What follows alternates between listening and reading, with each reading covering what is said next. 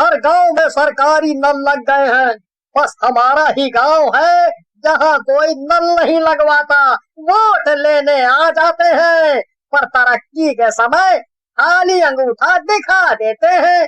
सही कह रहे हो भाई, अभी भी कुएं से पानी खींचना पड़ता है। बताओ भला, 2-4 बाल्टी थोड़ी ही ना है जो निकाल लो। ऊपर से आजकल के नौजवान बच्चे मेहनत नहीं करना चाहते, हम बूढ़ों को ही पानी खींचना पड़ता है। तभी एक आवाज आती है। एक रात पीनू कुआं से पानी लेने जाती है। वो बाल्टी भर के रस्सी से बाहर खींची रही होती है कि उसे एकदम झटका लगता है, जैसे किसी ने उसकी बाल्टी कुएं के बीच में ही पकड़ ली हो। पीनू कुएं में झांकती है। अरे यहाँ तो कोई रुकावट नहीं है, फिर बाल्टी कैसे रुक गई?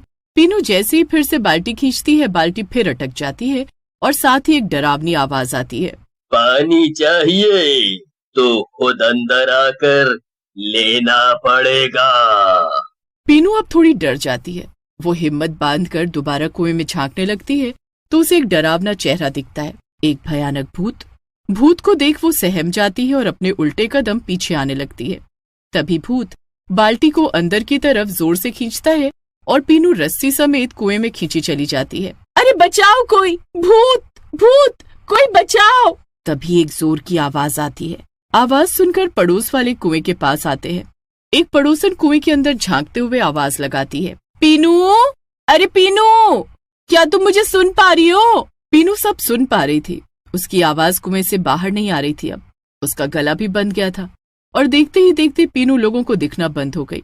देखो, एक और जान। इस पानी के चक्कर में कितनी जानें जा चुकी हैं और कितनी मौत भेंट चढ़ेंगी यहाँ। सही कह रहे हो, क्या करें, पर मजबूरी हमारी। एक गांव से दूसरे गांव और फिर तीसरे गांव भूतिया कुएं की खबर सब जगह फैलने लगी। राजू नाम के एक पत्रकार तक भी ये खबर पहुंची।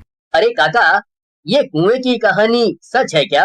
लोग कह रहे हैं कि वो मौत का कुआं है, कोई कहता है कि शापित कुआं है, तो कोई कहता है उसमें भूत प्रेत रहते हैं। माजरा क्या है? बेटा, बात ऐसी है कि फूलपुर गांव के बाहर एक सुनसान कुआं था।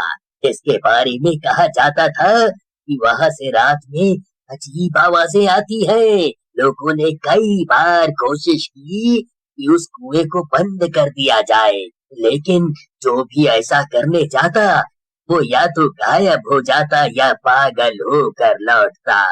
ये कुआं किसी जमाने में गांव वालों के लिए जीवन रेखा हुआ करता था, पर समय के साथ साथ अब ये मौत की पहचान बन चुका था। राजू एक युवा पत्रकार था जिसने कई रहस्यों को उजागर किया था। इस बार कुएं की सच्चाई जानने की वो ठान चुका था। गांव वालों ने उसे चेतावनी दी कि वो उस कुएं के पास ना जाए, लेकिन उसकी जिज्ञासा उसे वहां खींच लाई। रात के अंधेरे में जब राजू उस कुएं के पास पहुंचा तो उसने देखा कि कुएं के चारों ओर एक अजीब सन्नाटा पसरा था कि अचानक हवा में फुसफुसाहट गूंजने लगी। तभी एक ठंडी हवा का झोंका आया और भूत कुएं के ऊपर मंडराने लगे। मुझे लग ही रहा था कि ये कुआं कोई आम कुआं नहीं है। किसी आम कुएं में इतनी मौत होना असंभव है। पर तुम लोग मासूम लोगों को क्यों मार रहे हो? वे बेचारे तो अपनी प्यास बुझाने आते हैं यहाँ। हम भी तो प्यासे हैं, पर खून के। इसीलिए हमें भी खून चाहिए अपनी भूख प्यास मिटाने के लिए। पर ये गलत है, तुम लोग कुएं का गलत फायदा उठा रहे हो। ऐसा होता रहेगा तो सारे गांव के लोग किसी दूसरी जगह बसेरा करने चले जाएंगे, फिर क्या करोगे तुम? इधर राजू दिमाग लगाकर अपनी जान तो बचा लेता है, पर अभी भी उसे विश्वास नहीं हो रहा था कि उसने सच में भूतों से बातें की है। पर इस हड़बड़ाहट में उसका कैमरा गिर जाता है, जिससे वो वीडियो खराब हो जाती है और सबूत के नाम पर कुछ नहीं बचता। अब राजू को कैसे भी चैन नहीं पड़ रहा था। उसे था कि इस रहस्य को कैसे उजागर किया जाए, कैसे गुत्थी सुलझे। कई सवाल राजू के मन में चल रहे थे। अगले दिन फिर राजू ने हिम्मत करके गांव के बुजुर्गों से इसके इतिहास के बारे में पूछा। ऐसा क्या राज है कुएं का जो बताने से आप इतना डरते हो, लेकिन लोगों की मौत आप खुली आंखों से देख रहे हो? सालों पहले गांव में कुछ लालची जमींदार घुस आए थे। गांव के लोग भोले भाले थे। जमींदार ने उन्हें लालच दिया कि अगर वो अपनी जमीन उनके नाम कर देंगे तो वो उन्हें बहुत पैसा देंगे, जिससे वे लोग परिवार के साथ शहर में जाकर अच्छा जीवन जी सकेंगे। कुछ गांव वाले उनकी बातों में आकर उनकी बात मान गए, पर कुछ लोग उन लालचियों का मन समझ गए। लालची लोगों ने उन निर्दोषों को इस कुएं में मार के फेंक दिया, तो उन्होंने इन लालच से भरे हुए लोगों को भरी पंचायत में पेड़ से लटका के उनके गले कटवा दिए और उनकी करने की सजा देने के लिए किसी कुएं में फेंकवा दिया।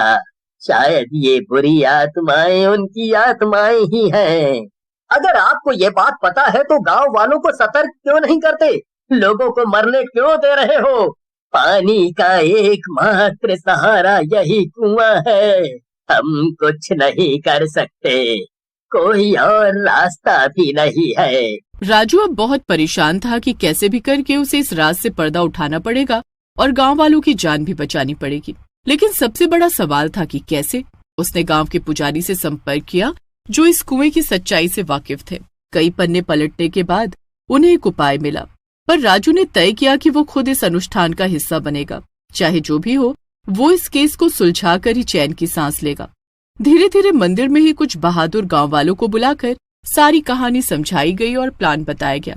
रात के तीसरे पहर राजू, पुजारी और कुछ गांव वाले कुएं के पास पहुंचे। राजू ने कैमरा चालू किया और पुजारी जी को इशारा किया।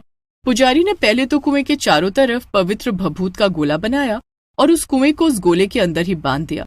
हर मंत्र के साथ एक भूत गुस्से में कुएं के ऊपर आकर गुर्राने लगा। हम बदला लेंगे, हमें कोई नहीं रोक सकता। बदला तो तुम बुरी आत्माओं ने ले ही लिया है, वो भी मासूमों को मारकर।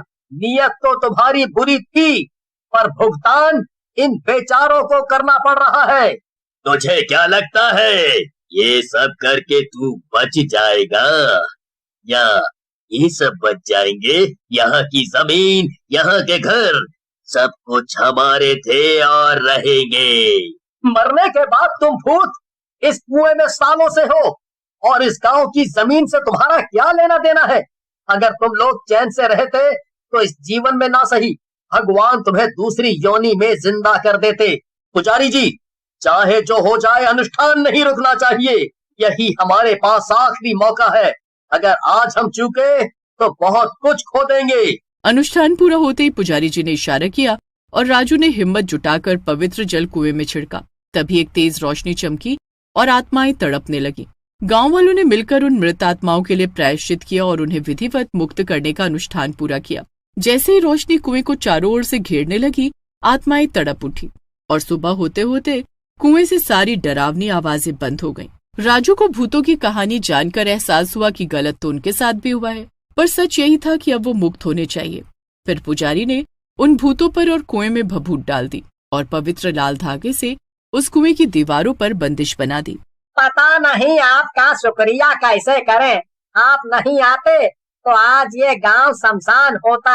आपने न केवल हम सबकी जान बचाई, बल्कि इस भूतों के कुएं से मुक्ति भी दिलवाई हमेशा के लिए, और पानी की समस्या भी दूर कर दी। शुक्रिया कैसा, इंसान को दूसरे इंसान के काम आना ही चाहिए। मैंने बस अपना फर्ज निभाया।